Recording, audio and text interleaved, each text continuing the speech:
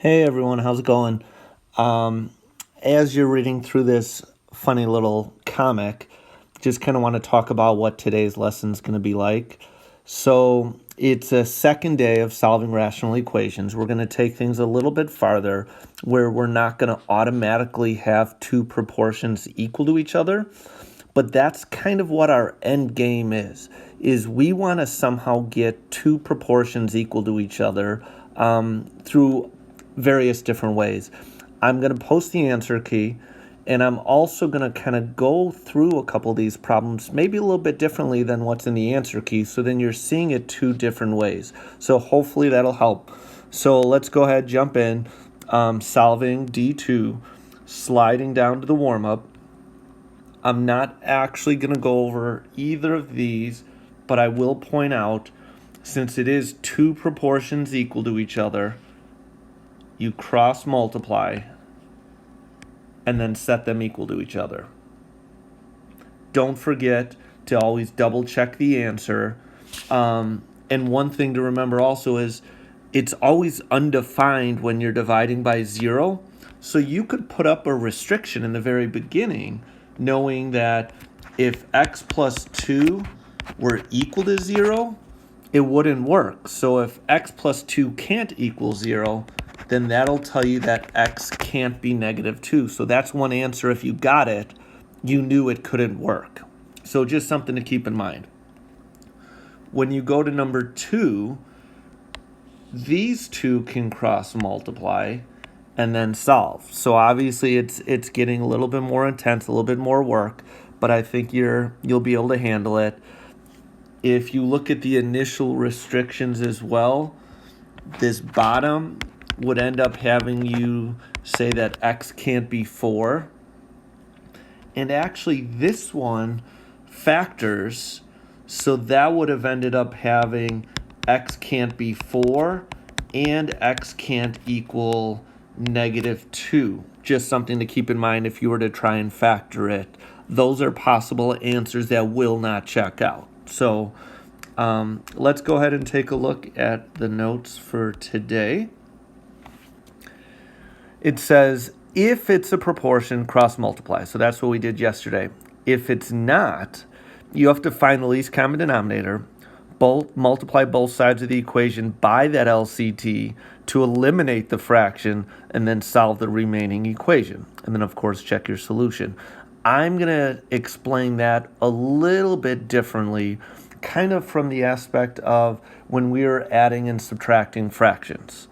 So the first one, that is just two proportions equal to each other, so that is a cross multiply and solve. But when we look at this second one, it's saying to multiply by the least common denominator because you get stuff to cancel out.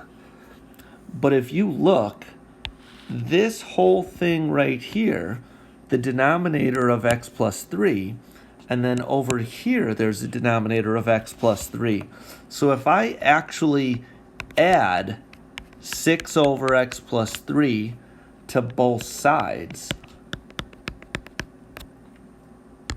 what you end up getting on the right side is that becomes 0.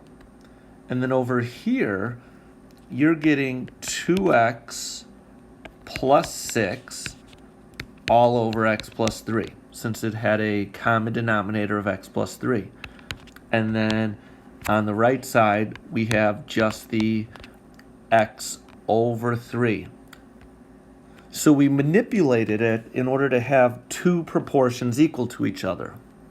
Now we can go ahead, cross multiply, x times x plus 3 equals, cross multiply here, 3 times 2x plus 6. Go ahead and distribute.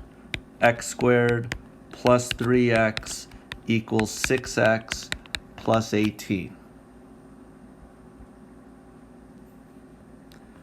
Get everything onto one side.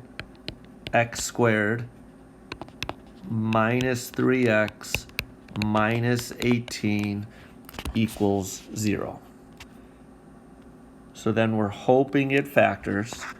Two numbers multiply together to be negative 18 that add up to be negative 3. So we're thinking negative 6 and positive 3. They're each over x. So we're getting x minus 6 times x plus 3 equals 0. So you would set each of them equal to 0. You get x equals 6, x equals negative 3. But if we would have done the restrictions in the very beginning, we would have known x plus 3 cannot equal 0, which means x cannot equal negative 3. So this one's automatically eliminated.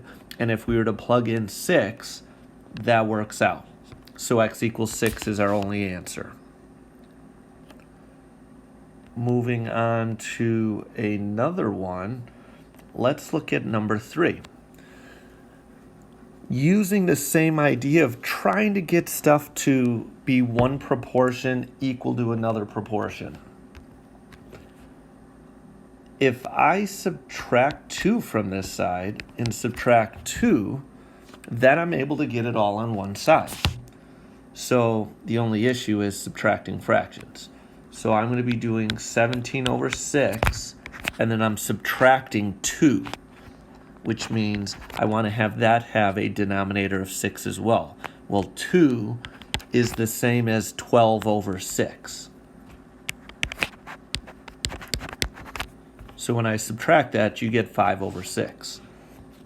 So I have 5 over x minus 2 equals 5 over 6.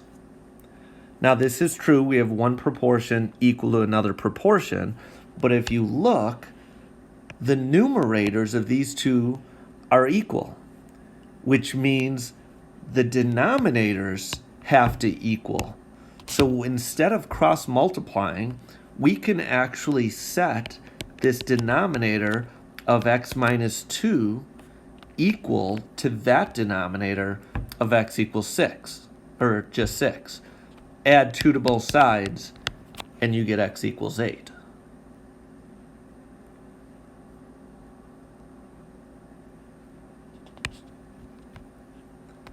If we take a look at maybe one more, I would say number 4, a way to go about it is we'll do it the way that they kind of tried explaining in the first place. So let's get a least common denominator. So we're going to have to factor this part, and what that factors to is x plus 5 times x plus 3. So you would do the whole diamond for that. Our least common denominator is if we wanted to get everything to match up, it ends up being this whole thing of x plus 5 times x plus 3. So this new way to go about it is saying multiply every single one of these by that least common denominator. So it's almost like giant parentheses, and I am multiplying everything by x plus 5 times x plus 3. What you see is when you're distributing that to all 3, you're going to get stuff to cancel out. In this first one, the x plus 5s cancel out. So then all you have is x plus 3 times 2x.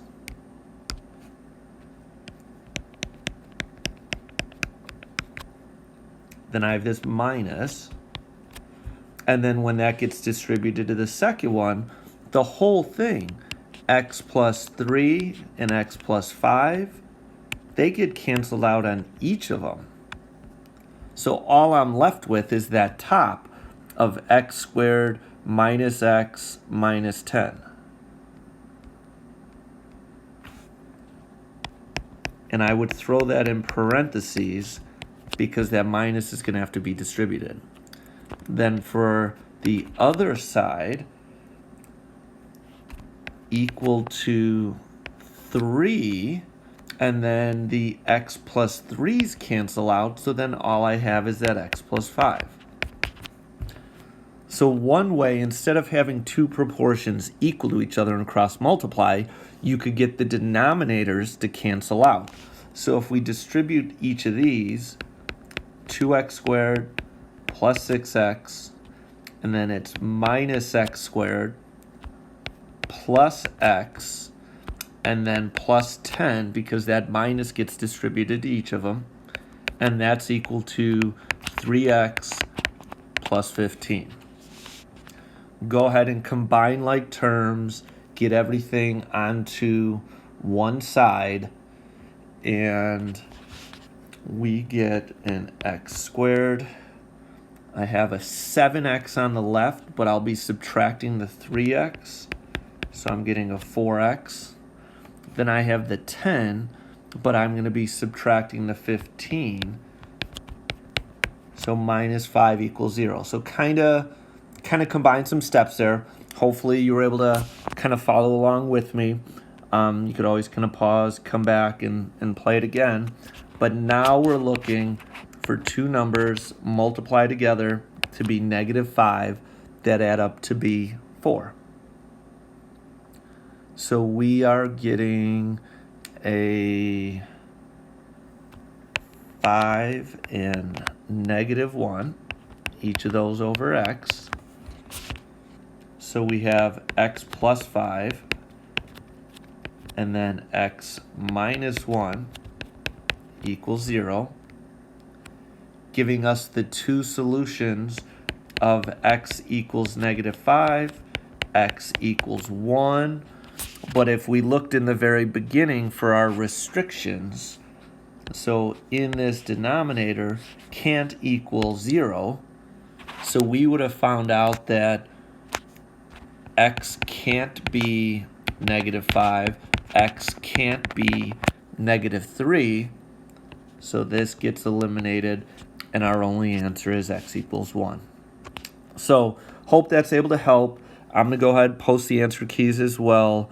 Just keep plugging away, keep at it. Message me anytime with any questions. Have a good day.